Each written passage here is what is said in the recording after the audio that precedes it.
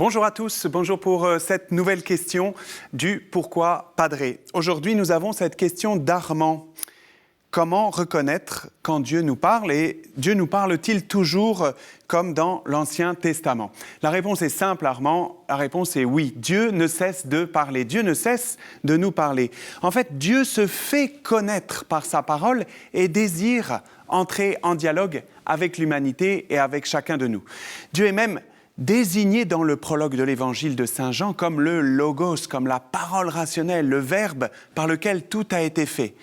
Dieu, qui est amour, exprime cet amour depuis toute éternité par son verbe, par sa parole dans l'Esprit Saint. Donc oui, Dieu continue à parler et cela sera toujours le cas.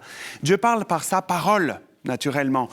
L'acte créateur, avant toute chose, Dieu dit que la lumière soit et cela fut. Dieu parle par l'histoire du salut ensuite, puisqu'il a parlé, comme on le dit dans le credo, par les prophètes. Puis Dieu parle bien sûr par l'événement central, qu'est l'incarnation du Verbe en la personne de Jésus. Et puis Dieu parle depuis dans la tradition vivante de l'Église qui porte cette parole. Donc aujourd'hui, pour chacun d'entre nous, cette parole reste vivante. On entend parfois que le christianisme serait une religion du livre. En fait, il n'en est rien.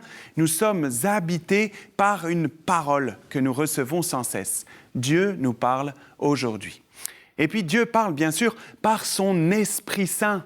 Pour accueillir cette parole de Dieu comme une parole vivante, il me faut nécessairement l'Esprit du Seigneur, cet esprit de Pentecôte. Saint Jérôme, par exemple, l'exprime très clairement. Nous ne pouvons arriver à comprendre l'Écriture sans l'aide de l'Esprit Saint qui l'a inspirée. L'Esprit Saint me donne de la comprendre et d'en faire une parole de vie. Sans l'action efficace de celui que Jésus désigne comme l'Esprit de vérité, on ne peut comprendre la parole du Seigneur. Et puis parfois aussi, l'Esprit Saint peut me parler directement dans le silence de mon cœur, dans la prière. Cela est plus personnel encore. Cela m'arrive par exemple régulièrement, simplement.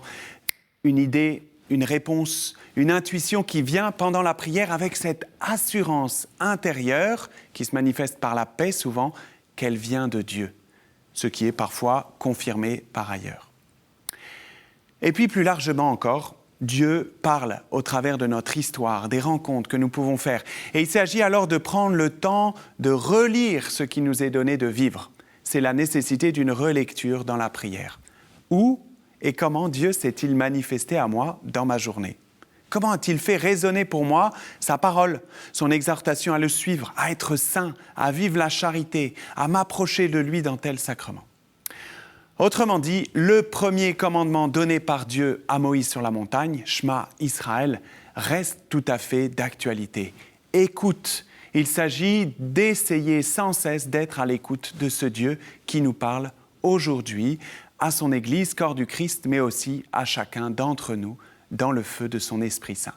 Merci pour cette question, cher Armand. Merci pour toutes vos questions que vous pouvez envoyer pourquoipadre@kto.tv.com et vous retrouverez cette vidéo, toutes les autres, sur le site de KTO.